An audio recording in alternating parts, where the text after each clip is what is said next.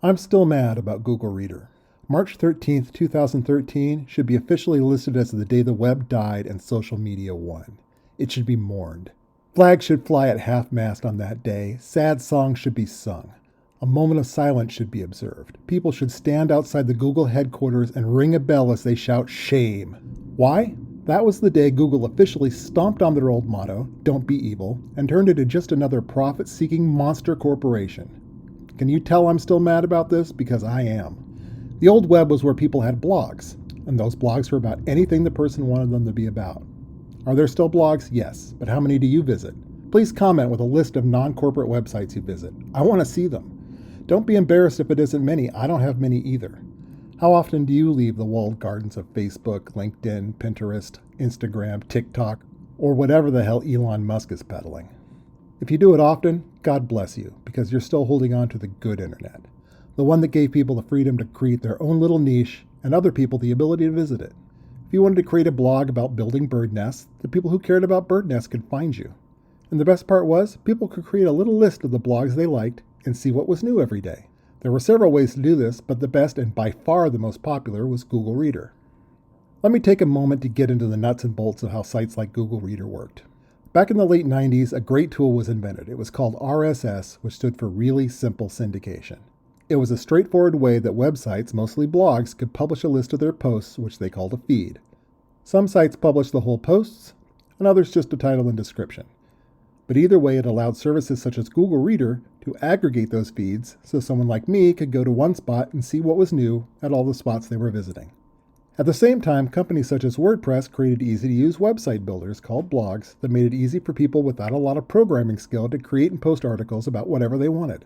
Google even had their own blogging platform. It's still out there, but I don't know the last time I saw a site from anyone who actively used it. At the time they killed Google Reader, I was a blogger. I had been for over 15 years and had a pretty popular site. At its height, the site got over 200,000 hits a month. I was also an early adopter and devotee of all the cool things Google did back then. They had a site called Google Labs where you could try out the cool things they were creating, and they created a lot of cool things.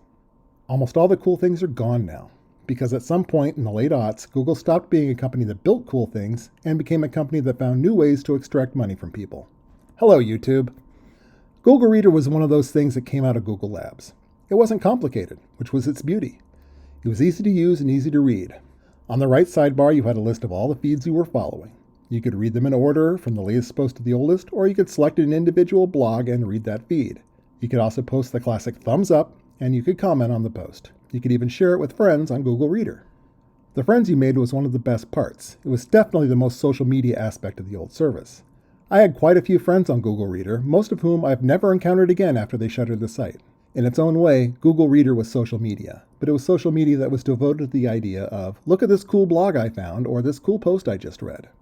As an active blogger, the best part for me was that it drove traffic to my site. I wasn't stingy. I published a full feed of my blogs. You could read the entire blog post right there if you wanted, but a surprising number of people took the time to click on the heading and come to my site. I would say at its peak, I got about 15% of my traffic from Google Reader. Google Reader also had some great features for searching through feeds. That meant that, for the most part, you could just search blogs and not every website in the universe the way Google main site did. You could even set up specific topics for Google to keep an eye on, and new posts could appear there if they were published. It was simply a great tool and encouraged people to explore the web, which is exactly what you would think a company built on search would want you to do. So what happened? If you go by what Google says, they claimed the usage was declining and that they wanted to focus on fewer products. I don't take them at their word on this, but let's look at those two things. First off, the idea that usage was declining. Maybe. But we only have their word to take for it because they never released usage numbers for the site. More importantly, outside estimates were that it had millions of users. Even if it were declining, that's a pretty big market segment to turn your back on, especially when you take into account the primary complaint its user base had about the product. What was that complaint? It was that Google had stopped trying. In 2011, 2 years before they discontinued Google Reader, Google launched a social media product called Google+. It was their attempt to compete with Facebook and to a lesser extent Twitter. Google+ was a massive failure. Just a huge, embarrassing misfire for them. Meanwhile, the Google Reader people kept saying, you already had something to compete with Facebook, and it was Google Reader. Had they put the kind of effort into improving and broadening Google Reader that they did into creating the mind-shatteringly awful dud that was Google+, they could have easily competed with Facebook. And even if it fell a little short, it would not match the embarrassment of launching Google Plus with a ton of hype and watching it fail so publicly. Google Reader could have become their Facebook. Instead, they slowly killed it. From 2011 until its death in 2013, Google did not make any significant improvements to Google Reader. In fact, they started dropping features, perhaps in an attempt to move people over to Google+. The worst of this was that they removed the social features. You could no longer share feeds and notes with friends. In other words, they killed the social media part of Google Reader, the part that could have competed with Facebook. They also redesigned the interface to remove those social media features as well as the customization abilities that users used to have. They even made it harder to add new feeds. So, did traffic slow down? Yes, because users had less to do there. Before, you had your own little community to talk to and share with, and then it was gone. Of course traffic declined. Nobody had a reason to do anything other than read their feeds, the one thing everyone was still depending on Google Reader for. So, in 2013, they ended Google Reader once and for all. If they thought it was going to push people to Google+, they were mistaken. Google pulled the plug on Google+ in 2019. It was unloved, unwatched, and unnecessary. The closest thing to a social media platform Google has today is YouTube. Hi, YouTube. But this is kind of a stretch to consider it social media. Yes, you can comment on videos, and please comment on mine, but that's the most social aspect. There aren't communities or groups, there's just the algorithm. It's great for getting people to watch, but that's about it. Meanwhile, the impact on the web was huge. Blogs and individual websites were already fighting a losing battle with social media, but the loss of Google Reader really put in the final nail. There's no longer a shared space for the beauty that was people having their own sites to talk about whenever they want. Yes, there were a few other readers, but they were mostly pay readers, and none of them were really that good.